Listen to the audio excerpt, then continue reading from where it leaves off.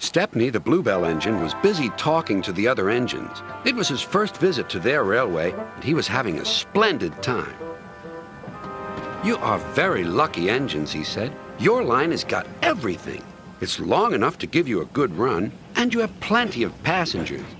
That holds true only if accidents aren't involved.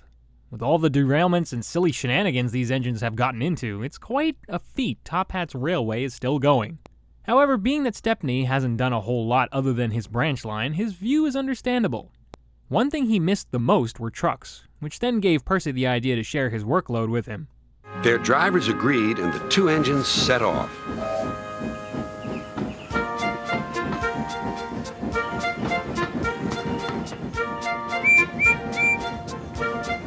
Thomas and Toby were speechless. Yes, the Sodor crew was certainly dumbfounded indeed.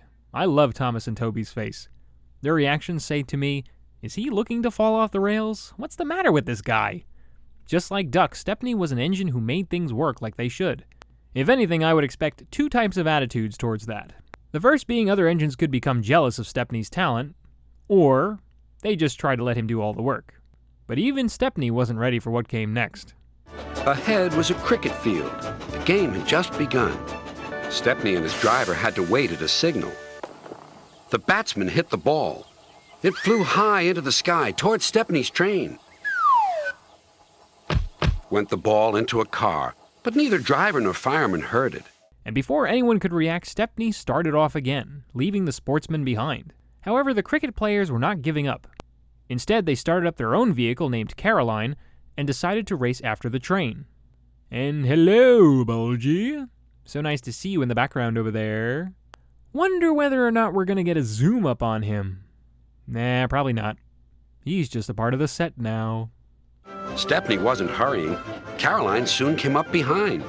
"Toot, toot," she wailed.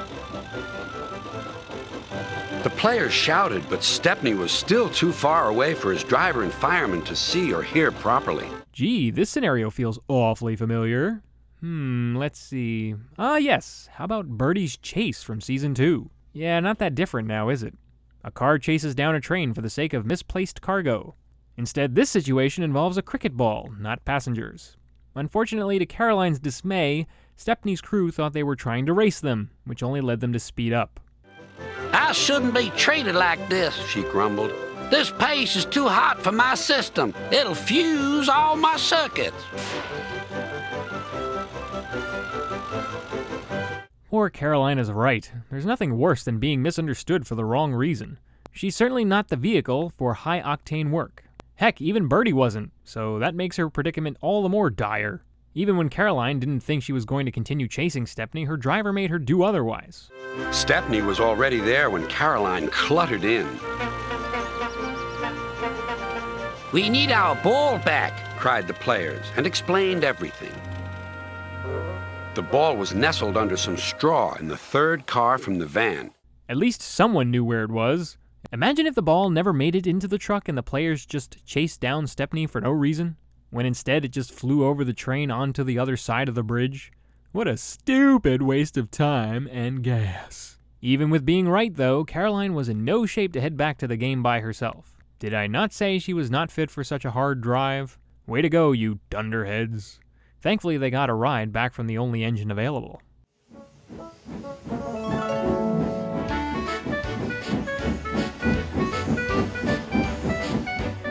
Everyone enjoyed watching the game.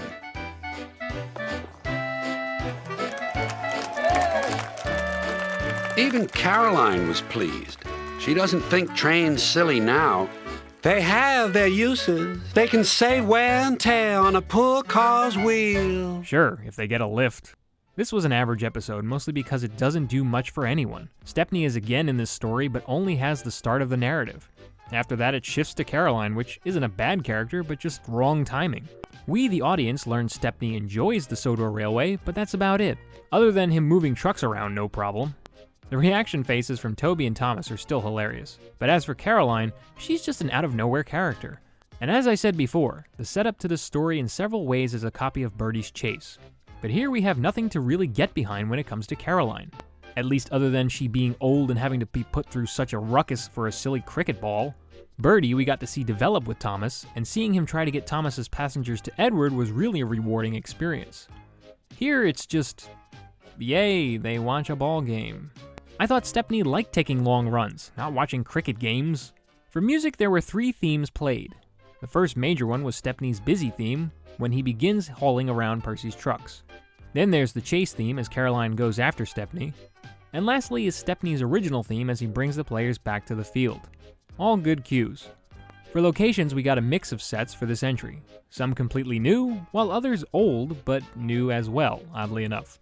Where Stepney ends up catching the cricket ball is at Bulge's Bridge, but it's also known as Elsbridge Cricket Field. There's also a shot of Knapford Harbor and Toriek Station.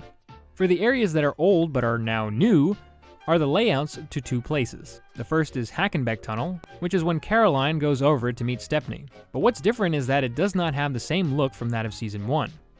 The same could be said for Tidmouth Sheds, which looks like the tracks have moved around some. I usually pick on continuity, but then again, as I've said in the past, Sodor may be evolving as stories go by, so it's possible the way the tracks run can vary. The new spots we haven't seen before, though, was the road beside the rail and canal run by. It's not a truly memorable spot, but it's new for sure. Next episode is Bowled Out. Thanks for watching.